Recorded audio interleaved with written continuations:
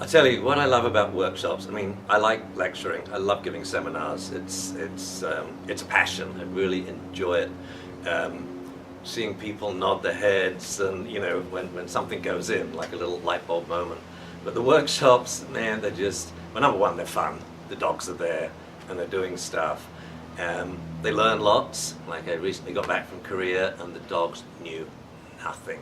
Nothing. They didn't even know how to sit. And by the end of the day, we had them doing off-leash recalls. And that's just really nice, watching the dogs learn. But for me, the big kick is watching the people learn, you know, those aha moments. So we do a lot of reliability testing. And, you know, that sounds boring, but it isn't. What it does is, so many people are convinced that they have problems, you know, which are unsolvable, like the hunting dog who won't come back when called, the protection dog that won't let go when he's biting someone, the obedience dog that, you know, drops a few points or something, and they think, oh, it only happens in the ring. Or for pet owners, it only happens when he's off leash in the park, like when he's chasing a deer or a rabbit or something like that. And what I like doing is bringing the problem into the workshop, so that we can show the dog and the owner at their best.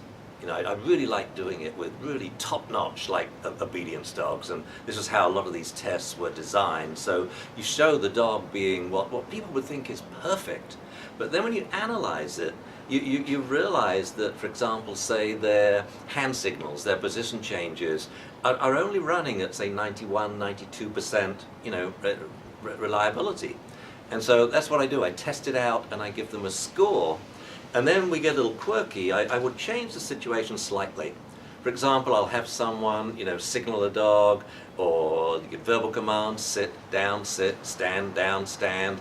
Then I say, turn your back on the dog, and I'll hold the dog's leash. Now ask your dog to sit. And I tell them, if your dog sits, I'll say, good dog. Well, what happens is they say, Rover, sit. And the dog's like looking at their butt like this, you know, Rover, sit. Like, the dog's probably thinking, wow, it spoke, you know, it's never spoken to me before, but the dog doesn't sit. And I have them say it 5 times, and I say, turn around, face your dog, and ask him to sit again. And the dog sits immediately. And I ask everyone in the audience, you know, who was laughing when the dog's sort of looking at the person's butt like this, you know, and say, do you think this dog is being disobedient? And they all say, no. Why? We just proved it. The owner turns around and faces the dog and says, sit. The dog sits immediately. The dog just didn't understand the command when the owner's back was turned. So then I make the point, which is kind of like the light bulb moment, and I say, look, you know, if your dog won't sit, you know, if your back is turned, but you're just 1 yard away from your dog on leash, what makes you think the dog would sit if his back is turned and he's 40 yards away chasing a rabbit? And I let it sink in for a bit, and I say, but that's when you give the dog grief, right? And you scream at him, and you may go to other training techniques, like put him on a shock collar or something, for a problem that I can show you exists right here in this room when the dog's not 1 yard away from you.